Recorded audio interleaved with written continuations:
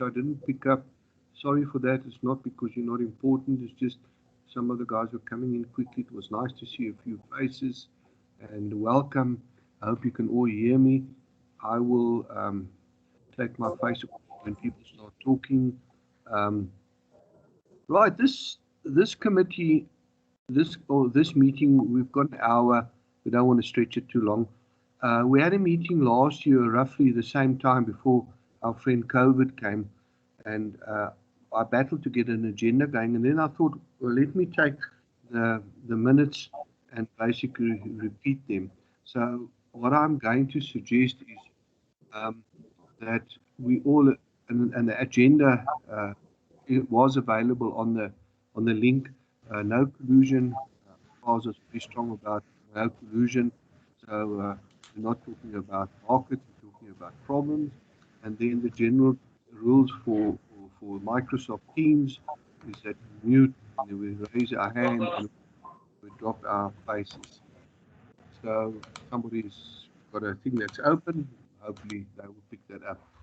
Um, and I just listed the issues that we spoke about last time, and I would like participation today because it's a very difficult subject matter, this. But before I start, I see there's people that weren't in the other day. We had a meeting and I shared this. I was, last week, I was in the Minerals Council board meeting, and we were warned by somebody very high up in industry that your social and labor plans is going to become a problem for us in the mining industry. Apparently, the NGOs have got advisors that are digging around. If my terminology is wrong, then sorry for that. Was digging around and checking, and they know that it's legal requirement that you have to have social and labor plans approved. Number one, and that's our problem. We're not getting them approved, and they're going to start taking on companies who don't publish them. So Esther is very clued up on these things, and Zamu and a few others, even Colin and Felix. So we need to make sure that everybody understands this and so forth. Esther, you want to say something? With pleasure, no? Thanks, Nico. Yes, we've actually been approached in the Northern Cape already by a few NPOs and NGOs in terms of our SLP for our operation in the Northern Cape. And yeah, we met with the NGO last year, just in terms of transparency. And what we also did is we actually invited the municipal manager as well. We understand that SLP is a public document. We have a few options, obviously, in terms of where we put our SLPs. So yeah, I think I would advise every time an NGO and NPO comes in, obviously just try to be as transparent as possible, but also rope in your municipal people as well, so that they can see that the municipality also has a copy of your SLP. It's not a hidden secret or agenda. Thanks, Nico.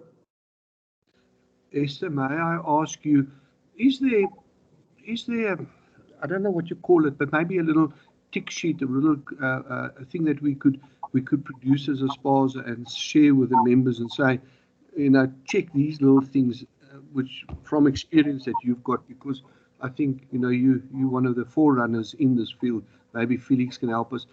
Is there a possibility to do that? When you say checklist, Nico, does it mean in terms of what they look for when they ask for your SLP? Yeah, something to that effect. I think you've just been through a practical experience, and maybe to say to people, yeah, you've got it, but bear in mind the municipality should know about it and you should have it there.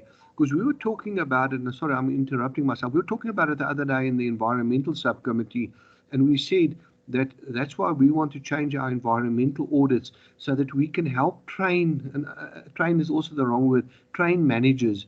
So when those people come there, knock on the door and says, yeah, this and this is wrong, the guy says, oh, well, this and this and this and this. We're looking for guidelines, maybe best practices, maybe checklists. I don't know what you want. So we can share with people and say, when somebody does approach you, remember you must say this, this, and this, and this. Is there a possibility or not? We could help. Everything is highlighted in the amended regulations of the MPRDA in terms of, and the mining charter, in terms of publication of your SLP. You have different avenues, but definitely we can talk about it offline in terms of how can we assist members in terms of what options you have to publish or put out your SLP out there. For example, for some of us, it will be practically impossible to put over 40 SLPs on a website. Yeah. So we try to find different avenues to say, where do we make sure that our SLPs are accessible for the communities around us? I see that some of the companies publish it on the Minerals Council's website. I don't know if that's clever or not, or we should use ASPASA's website. I don't know, but maybe help me.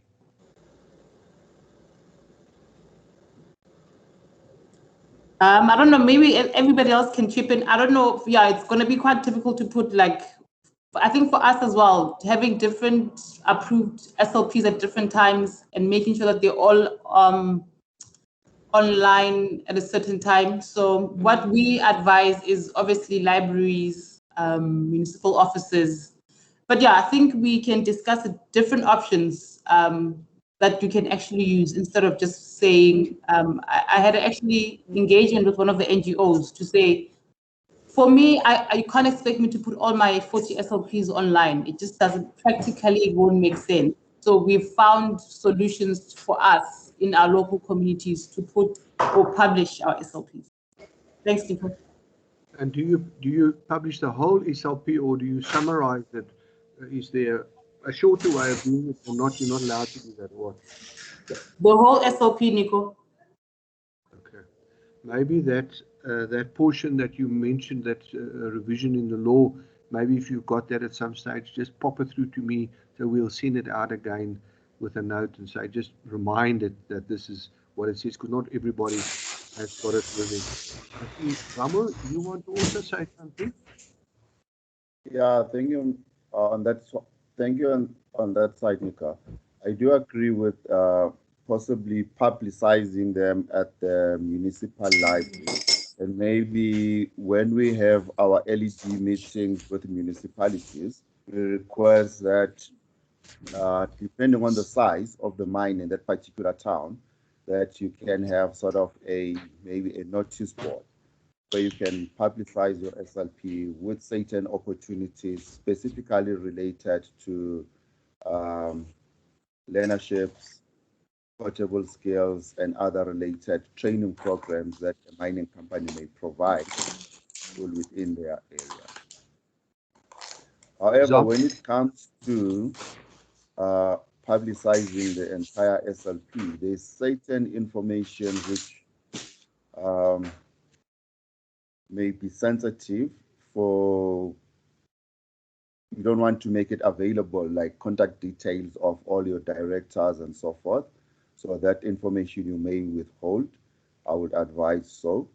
Two, if you have to publicize, if you have to translate your SLP to different languages, it really poses a technical issue on that side. For a province like Mpumalanga, where you have Zulu, Swati, English, and Afrikaans, so you have to cater for a variety of languages. I will think it might be necessary to do one in English as a full SLP, remove all sensitive information, and then provide a summary of key projects and where community members can go to for further information should they require. Thank you. I just ask, I see Colin wants to come up, but actually, can I just ask you, Zama, if you put it on a notice board, would the notice board be outside the mine premises, because you can't have people coming in? That's the first thing. And then the other thing, maybe you will be able to answer, maybe Colin can help me, is the POPI Act, where confidential information, you've raised it to a certain extent, you're not allowed to give that out. So it's a bit of a tricky one. You have to publish it, but the POPI Act is higher than publishing stuff on a notice board. So maybe we should just look around that and discuss it. Now, I was referring a notice board in particularly in the community library or your main town library. Colin? And obviously, a copy of your SLP must be in your registered office for inspection and otherwise. At the registered office, that's if you deal with a company like Afrimat, their registered office is probably Cape Town. So what would you do at a quarry in KZN? Would the copy be there too? Yes. Okay. Colin? Thanks, Nico. Nico, I think you're right. We really need to get some legal opinions from the POPI Act. I think maybe if any company has any legal experts that can really give us some guidance on that side. But the other thing I wanted to make a note of is our industry. We need to find a way to engage the DMR, especially from aggregates. I think one of the things, Nico, remember, we've always tried to engage the DMR separately because we're not the same as large mining companies. And one of the huge difference for us is our product it's consumed locally, and what it means is the sound coming through. I don't know. Okay. And the problem is our industry, Nico, we are competing against each other, next to each other. And hence why I agree with the issue of the sensitive information. We need to be cautious, where we put this stuff. A gold mine, it doesn't matter because gold price, it's an international price. Iron ore, whether you've got the manganese mine next to each other, there's no competition to each other because the demand is determined by the world and those kind of stuff. But with us being aggregates, I mean, most of us here, we are competitors next to each other. And you know that we've just come from a position where we were asked not to collude and to share competitive information and stuff. And I feel like by having these things in public, it's almost like sharing information in a way. And we really need to find a way, speak to the DMR. How do we deal with that in the ASPASA industry, especially from sand and aggregates, maybe? That's my thought. Colin, just before somebody else comes up, I think you've raised something that, and I'm saying with due respect, I never thought about it. And I really didn't think that there's a competition commission, POPI, there's most probably other company law. You're not allowed to, I don't know what you're allowed to share and what you're not allowed to share. So I might ask you and some of the other people to maybe give me some info, and then we draft a document, and then we try and see that we talk to the correct people at DMR. And I'm sure Esther will be able to help us with that.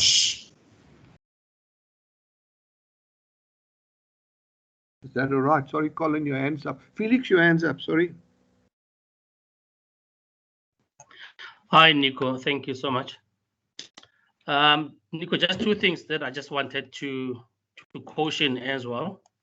I mean, we're still in a very early stage of compliance with this requirement. But what we should take note of is, one, at what point do you then publicize your document? I mean, my understanding is that it should be after approval by the DMR. Yes. Also, I mean, we all know how long it takes for the DMR to actually approve an SLP. It takes years. You could be 2 years down into your cycle of that SLP, or a year or 2 years before they actually approve that SLP. However, you would have already started implementing some of your commitments, but the actual approval with the DMR takes years, if you're lucky. And bigger companies like your Lafarges, your AfriSams, your AfriMeds, where we have a number of operations, our SLP's timelines are not necessarily all running parallel at the same time. you'd have about 10, 15 SLPs that commences at different times. So you'd have one operation starting now and the other one 2 years later in terms of the time periods, because remember, it's based on when that mining right was granted and as and when you commenced with your first SLP. So they will actually be lapsing and starting at different times.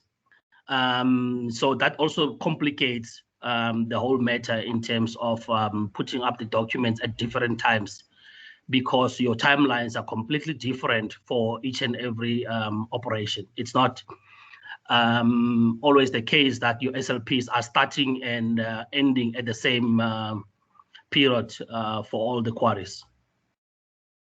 So it does complicate this this issue as well.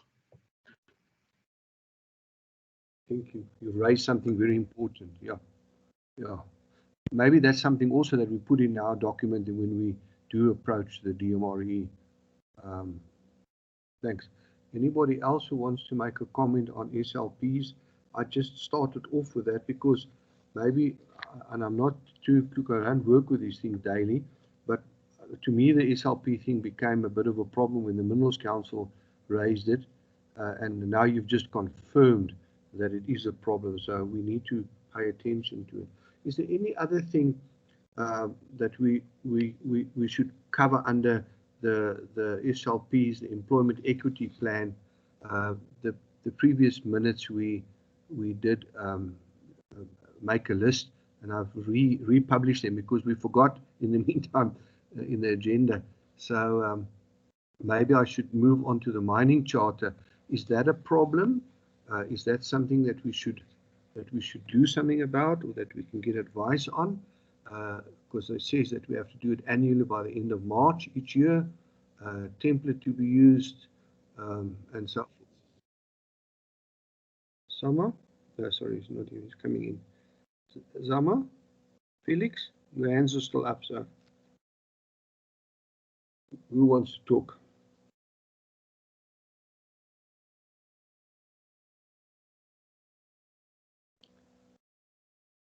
Esther? Thanks, Nico. With regards to mining charter, I was part of the mining charter mineral council meeting last week. The new templates, reporting templates, will not be. The mineral council does not anticipate the mining charter template to be out this year. So what they've advised is we continue reporting with the same templates, implementation templates that we used last year, just to avoid DMRE saying we are non-compliant. Because when you speak to the regions advise us to use the implementation plans tables on Excel sheet and just submit, because if you don't submit, it will be seen as non-compliant, even though DMR has not gazetted the new reporting templates yet. Thanks, Nico. Thanks, Esther. You're a star. Thanks for sharing that with us. Zama, you want to say something? I see your hands up. Yes, I agree with the previous comment, because we have searched and we have engaged the local DMR in KZN. Those templates are still not yet out. And I wonder, how do they assess compliance? Because I will assume each and every mining company will have a different Excel spreadsheet that they use for reporting purposes and so forth. You know?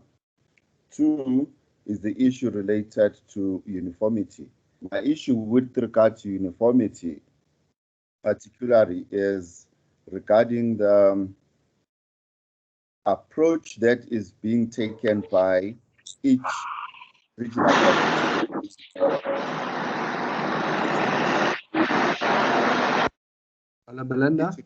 office seem to have their own different interpretation of different things and stuff like that. And when you move to Mpumalanga and Limpopo, KZN, you get different interpretation of basically the same line items that are defined on the SLP. You know, like learnerships, others treat them slightly different, and others will force you to have a learnership.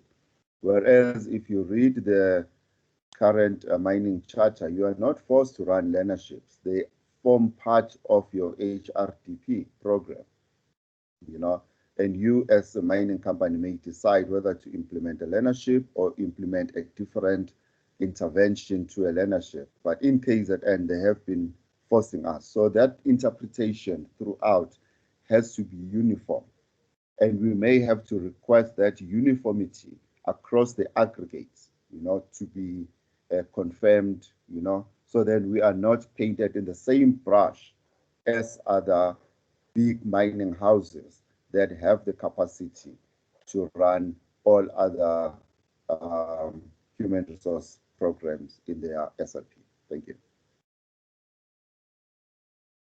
Again, Zama, thanks for that. Something again that you've raised, and I think it ties in nicely with what Colin gave us.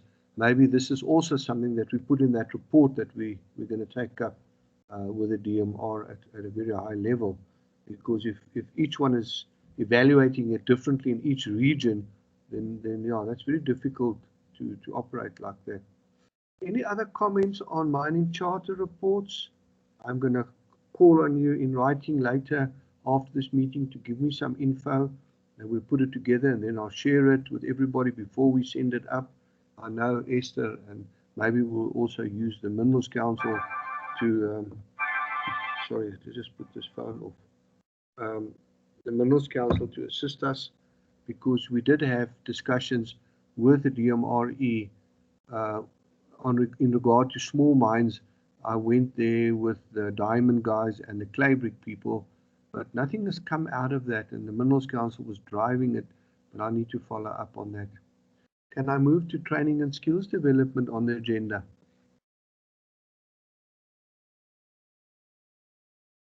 Zama, your hand's up. You want to say something? Colin? Thanks, Nico. I'm a bit concerned. There's very few voices coming up. It would be nice to hear more voices. But a question that I have is with regards to communities. Are we going to touch that as we're moving, or is?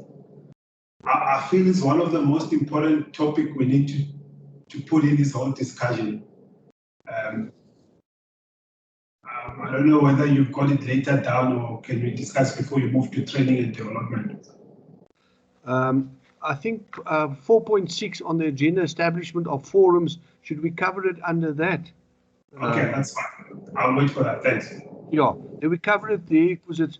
I think the forums that we set up ties in with what the communities and all of that. It's a big picture, and I don't know to break it down exactly. But I think let's leave it there. Colin, will you kick in again when we get there? There's nothing coming through, it seems to me, on training and skills development. Maybe the people of you that know, I'm not too sure. Our previous note said the MQA and so forth. Is there anything happening at the MQA that we're seeing? Can I just come in on that one, on the skills side of things? Portable skills, learnerships, bursaries, and so forth. ASLP has a 5-year lifespan. And they will request that you advertise in whatever format that they decide at that particular point.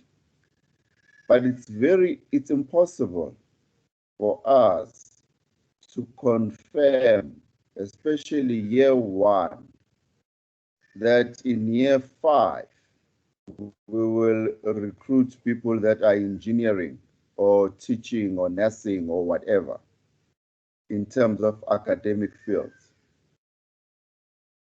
I think it's really asking too much of us to confirm that far. And this morning, I received 2 letters from the DMR from one of my clients where they say, okay, fine, we're happy with what you have committed in terms of numbers, but we want you to commit the academic discipline that you will fund. What happens if I don't get applications from those disciplines? You know, it's just asking too much around that area. if I committed X number, all I have to do is to deliver that particular number.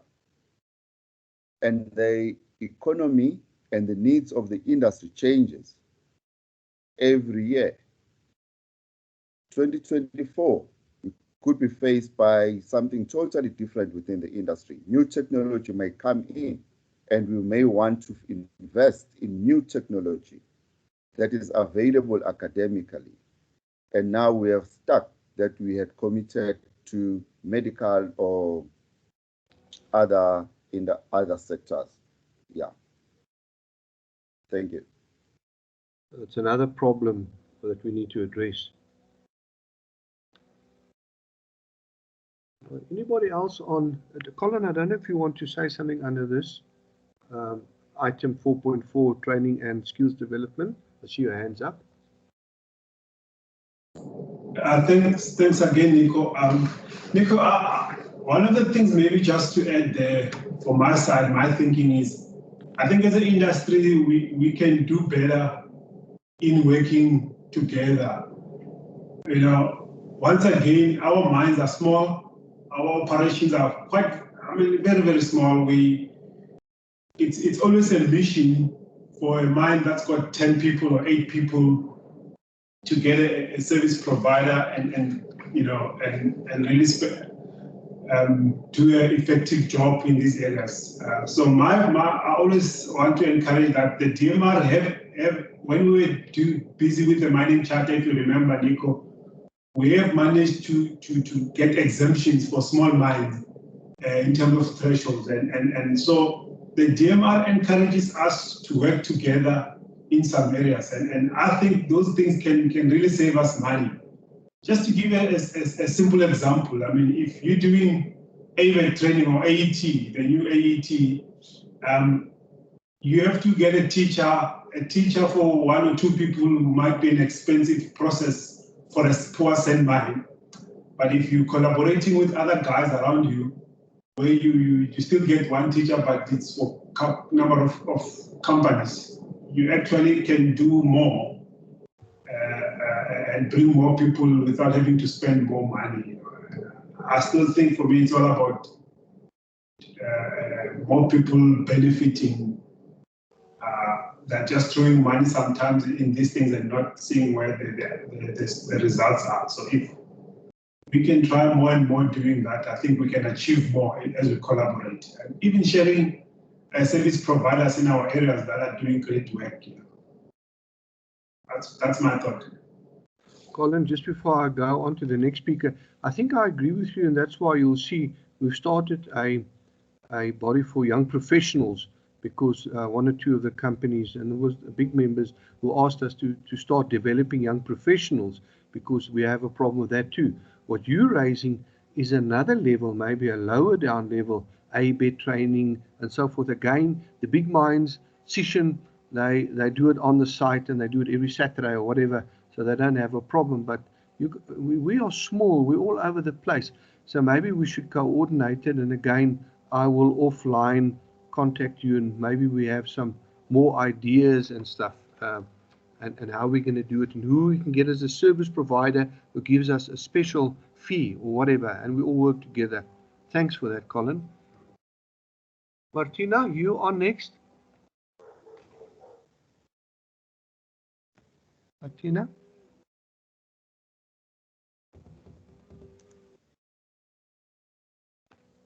Martina, I see your hands up.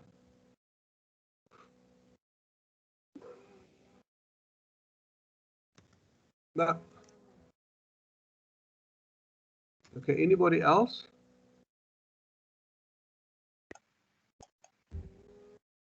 Felix? Thanks, Nico. I think the other challenge that we still have, or that we are still grappling with, is the inconsistency. Can you hear me? Sorry, but just while Can you hear me now? Yeah, there you are. But just let Felix finish. Yeah. Okay. Sorry, Felix. Okay. Yes, sorry, Nico. Yeah, I was just saying, Nico, is that the challenge that we are still facing at the moment is the inconsistency in interpretation by various DMR regional offices. You know, what is acceptable in one regional office, you find that, and you tend to go with that, you know, and you go to another region, you find that it's not acceptable. An example would be, for instance, on bursaries, obviously, the commitment is there on companies, and you look at different ways in terms of how you can maximize, you know, opportunities for the communities. And you look at, for instance, the number of learners that you can touch on TVET colleges, you know, taking into consideration the financial resources that you have as a company. And you say, you know, you could touch more the community members than if you look at a university learner that could be hundreds of thousands of rands. I mean, one learner in university is anything between 50, 80,000 rand. You know, but that 80,000 rand, if you take it to the community for TVET colleges, you know, you could go to up to 10 community members that could benefit out of that. But then you find that other regions, you know, do not accept that, and they would actually dictate in terms of, no, you know, it has to be.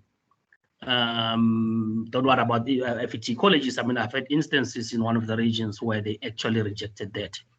But other regional offices, they would actually encourage you or actually advise you, you know, to go that route. So there is areas where you have inconsistencies in terms of interpretation from different DMR offices.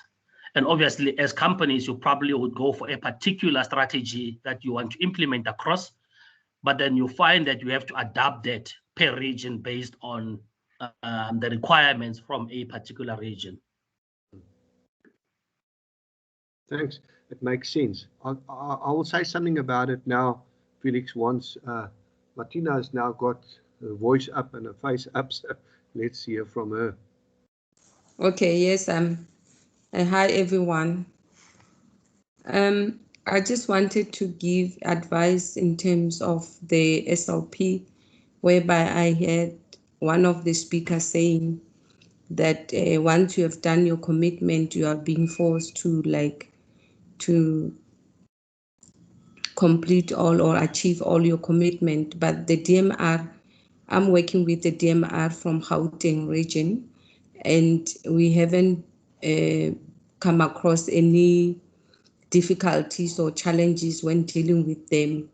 Mostly we were dealing with a person called Fezisane. So those in Gauteng, they would know him. If you have some changes in technology or anything that you would like to change, the DMR do allow people to make changes, and there is a form that you need to fill it in, and then talk to them and tell them that these are the changes that you would like to make in your SLP. They do allow that. Yes, taking time, they do take time to make approval of our SLP. We were one of those mine that they approved our SLP for a very, very long, at the last minutes meaning the fourth year. So that's when they approve our SLP. But it has been running ever since of all the commitment that we made, we have been trying to achieve what, even though they did not approve it during that time. But what you do is that you don't like sit back and relax. You just communicate with them and tell them that we're still waiting for your approval, and what must we do. What they do is that they will write you a letter to say you can now continue with your SLP while waiting for the approval from the minister. So we need to communicate with them as often as we can, and then that won't stop us from, or we cannot say we will wait for approval or something like that, because the commitment in the same at the same time, we are the one who made those commitments. So once we have made those commitments, we must try to do what we said we would do for the company and for everyone in the community. Thank you. Thanks, Martina. I think I just want to tie in with what you said now, just to summarize a little bit before we go on to the community discussions. I think Felix, maybe Colin, Felix, Ulrika, and a few others, I can't remember all the names.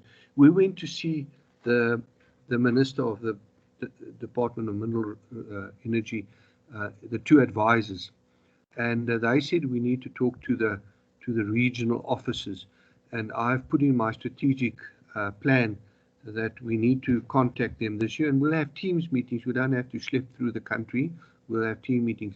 We started off end of last year with KwaZulu-Natal. They asked us or approached me and said, yeah, they want to have a meeting because they haven't had a meeting for a long time. And then when they saw the stuff on the agenda was complicated, they said, no, they can't talk about this, they can't talk about that, but we'll take them on again.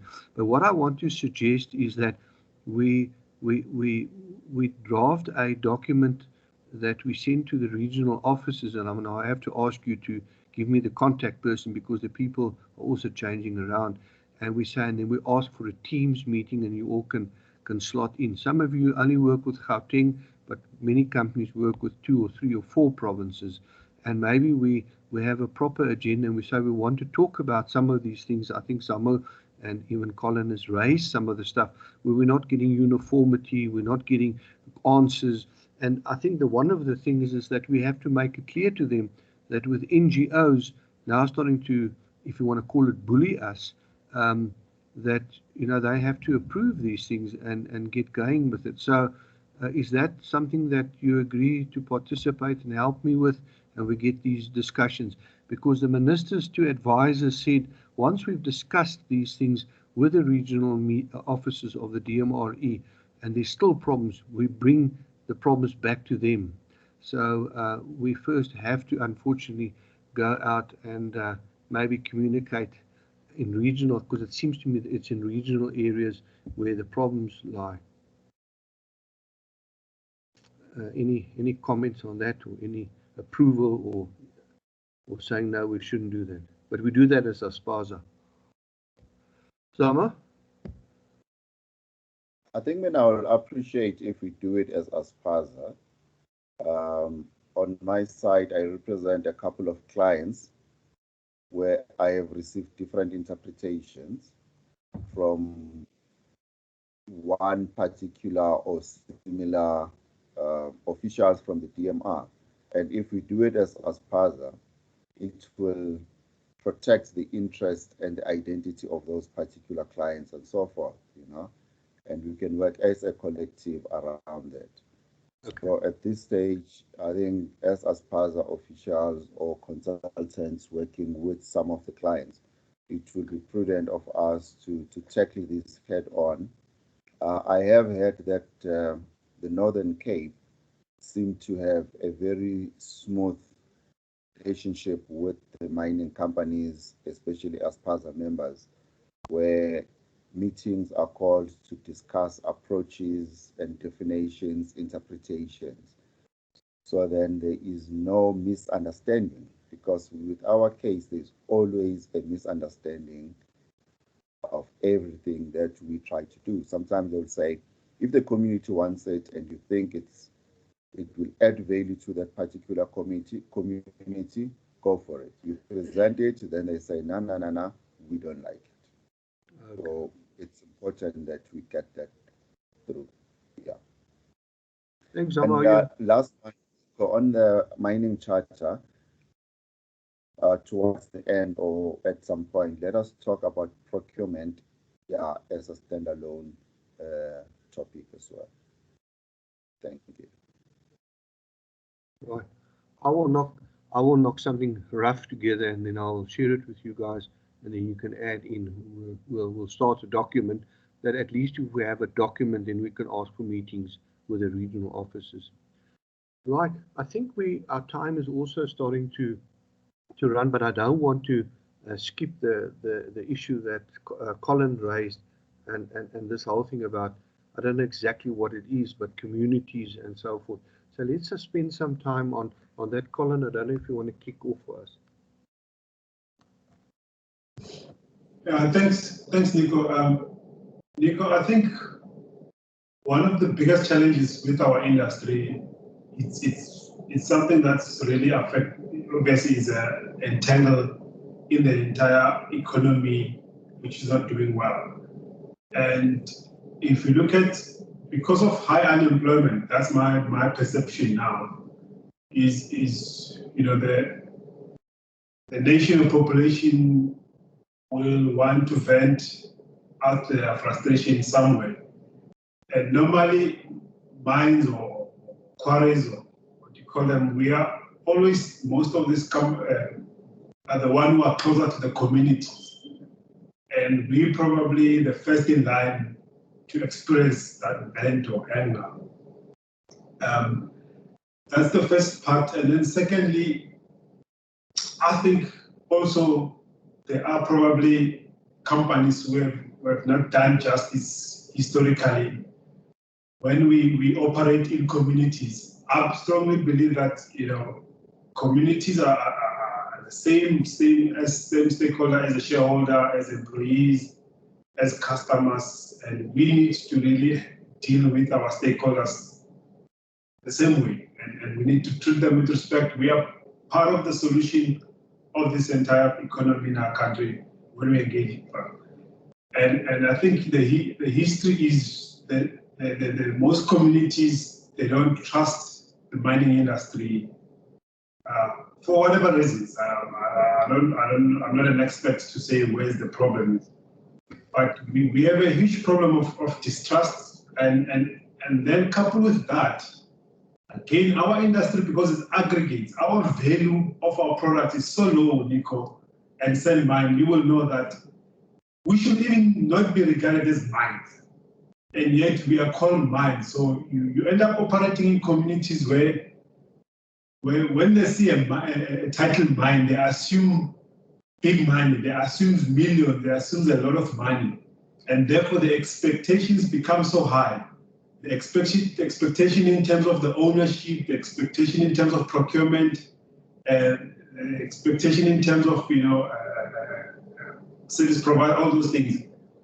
And so far, that's what causes a lot of problems. And you find that there's a lot of people who, a lot of what you call it, unrest that's happening in our communities.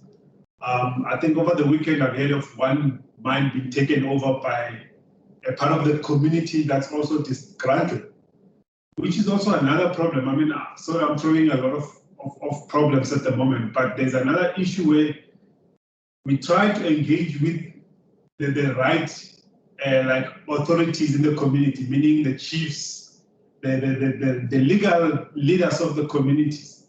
But every few years, second, third year, there's always will be a disgruntled members of the community who feel that they're not benefiting, and once again, they vent all these things to us. I'm not someone who likes throwing problems. I always prefer to come up with solutions, but I feel like it's something we really need to find, and I don't think the problem solution will come from us only. The DMR must come to the party. We must find a way engaging communities and find a way of going forward, because the way things are going, it's becoming more and more difficult to mine in this country, and we need to find solutions. Thanks, Colin. And sorry, Nico, just to add, I've noticed that every time people raise issues, you throw the task back to them. Please don't throw it back to me again this time. I have to, you know me. I think I come up with answers. I know you're teasing. I come up with answers. I think what I've heard here today and what we've raised is that there's a few things we have to do. Number one, I have to knock together a document, which I'm going to ask all of you to add into, and then we're going to have to approach the DMRE in the regions and explain to them our problems and our challenges, and then also in that document ask them to support us.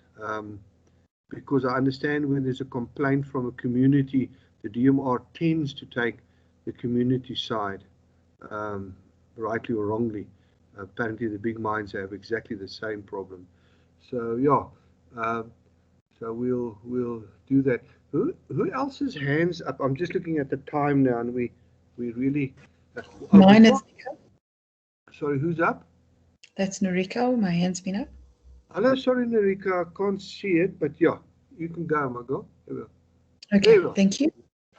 I agree with what Colin has raised, and I think it's important that we raise these issues from an ASPASA perspective with the DMRE, because, you know, ideally you want them to create an environment that enables us to reach the communities. But even if they cannot help us or assist us in any way, at least we make them aware of the challenges. Because with the challenges that Colin raised, there's also the additional challenge where the traditional authorities that we are dealing with and other structures such as community committees and so forth also act as a barrier, whereby the community often doesn't feel the impact of having the company in their space, because only people who are affiliated with these people of authority or in these structures tend to feel the impact. And when communities are frustrated, they do go and complain. And then there seems to be a knee-jerk reaction where there's either permission of something that is withdrawn, like a blasting permission, or there's a Section 54. So the things that are used to try to manage these situations are also not appropriate, because it's not appropriate to give a Section 54 if there's a community complaint, or to remove permission for blasting within a 500 or 100 meter perimeter or so. And the DMRE needs to understand that we are committed as ASPASA members to fulfilling our commitment within the mining charter and our commitment to these communities, but that there are challenges that are out of our control. And if there's a possibility that they can assist us in unlocking these bottlenecks, great.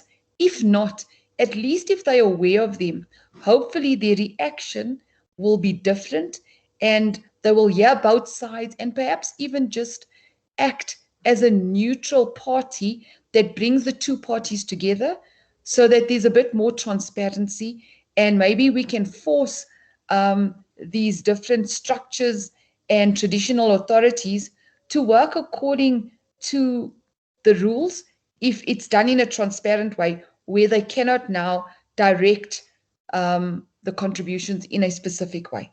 But it definitely needs to be addressed. The gaps within the communities are getting bigger, social inequalities are getting bigger, and the tensions are rising. And if we don't deal with this, we will find several of our quarries unable to operate because of these issues. And you have a community that wants impact from us, you have a willing company, but you have barriers in between that need to be unlocked.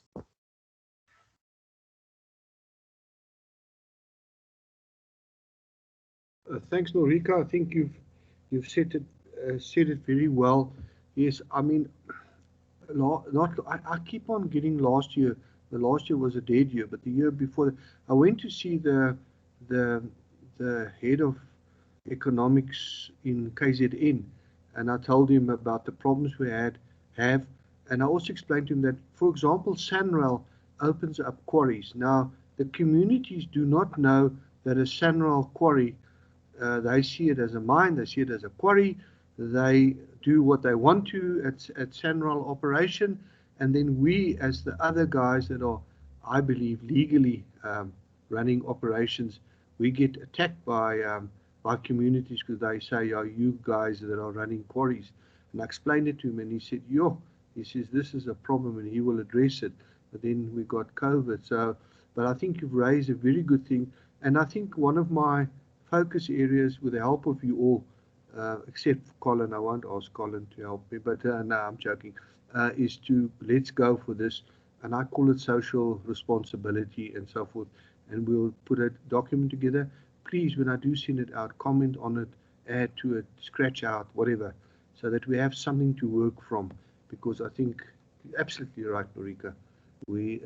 This is the future of the mining industry, is a problem, and it will also stop all these illegal guys if we can get communities on our side and say, we are responsible, we are committed, and we're doing things right, but these other guys are not doing things right, so go and give them a bit of trouble. Any other comments, because my time is, any other hand? Sorry. Sorry, Nico, yes. Sorry, who's it? Wally. Wally, Wally, hello, Nico. Okay. Yes, so Nico, I'm not going to waste any time. I just want to say I agree completely with Colin and Rika, because you guys might know SALT, our margins is even smaller than anyone else's. So walking into a meeting with the community and a municipality, they always look a bit shocked when we say this is our budget that we can work with. But anyway, that is already said. One of my biggest problems is we had good communication with the municipality and the community with our project, and we had a good agreement. But now we're struggling, not with the community, but getting dragged back by the municipality. And now the community is unhappy because the municipality is dragging, and our project aren't getting where it should be. So we're sitting with that barrier with the municipality. Yeah. I think the municipalities are a major problem. I've been reading some court cases lately about poor performance of municipalities and so forth. So, yeah. What I want to suggest, because I see the time is running out, and I want to suggest we had planned only 2 meetings of this subject matter for this year. I believe I need to set up at least another one within the next 4 to 5 weeks. Is that sort of something that you guys will participate in, and that we set it up? In the meantime, draft a document, maybe even not so long. Let's say in a month's time, set up another meeting. At least we have a document then, which you've all seen, and then we can decide how we proceed. Any comments on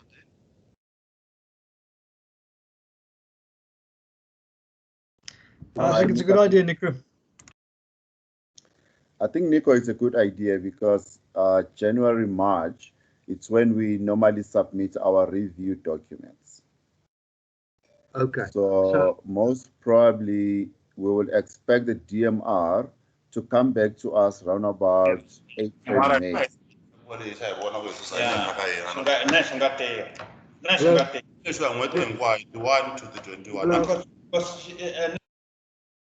Somebody, sorry, I didn't use So we probably expect the DMR to come. We submit our reviews. Most of the companies are submitting now their review documents. So what would the best time be? Let's say in the middle of March, or after the end of March? Help me. I think when the beginning of April will be more suitable, because that's when some of us most probably would have submitted our documents to the DMR, and we can safely say we've submitted on this date and we haven't received response from our DMR regional office. And then we talk about issues as to why it's dragging and so forth.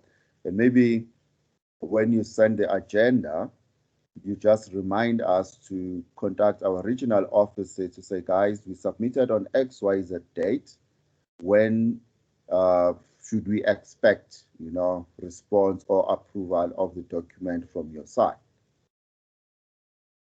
Okay. Yeah.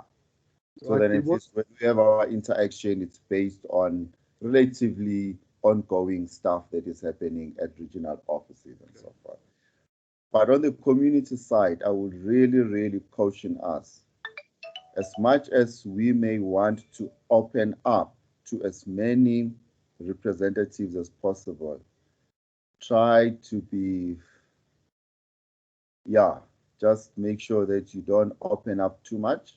And when you go to those meetings with them, it's about listening to whatever shopping list that they give you, and you tell them that you have to go back to the board or the directors of the company, who will either say yes or no, and make it easy that there are CIS commitments that the company may have, and there are SLP commitments that the company may have, and make a differentiation between the two.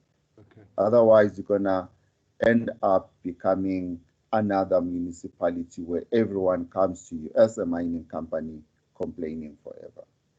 Okay. Thank you. So in short, what I'll do is I'll knock something together. I'll send it out to you, all of you. You add. So we do that the rest of February. By beginning of March, we have some workable document, and maybe we share it with the DMRE officers before you submit, so that I'm trying to say that we warn them, these are things that are problematic, so when you submit, they can know about them, and then you submit, and then maybe we have, maybe end of March, beginning of April, have a special meeting of this subject again. Okay, it seems to me nobody said, no, don't do it, it's stupid. I think that's what we're going to do. And I think the subject matter for this year, 2021, is crucial. And I mean, you've heard Colin saying we're not making money. I can see that. And we're battling, and people are retrenching, and so forth and so forth and so forth. A lot of negative stuff. But let's try to do something as ASPASA, and I will need your help. I don't know all the answers. But I'm looking at the time. Unless there's somebody that really wanting to say something, then I think we'll have to, because there's another meeting scheduled at 10, unfortunately, and I see some of the people are saying they have to go to another meetings. Is that all right with everybody? Or is that not all right? Anybody just say, no, it's not? No, I'm Yeah. okay at this point in time. Thanks. Right, thanks for joining, but I think we're gonna push the subject matter. This is going to be our focus. Health and safety is running, environmental, we're running on the sideline, and communities is the next one.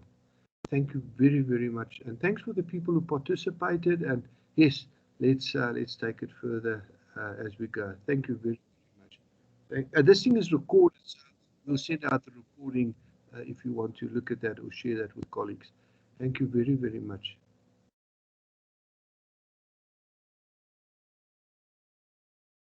Okay, Annika, we've finished.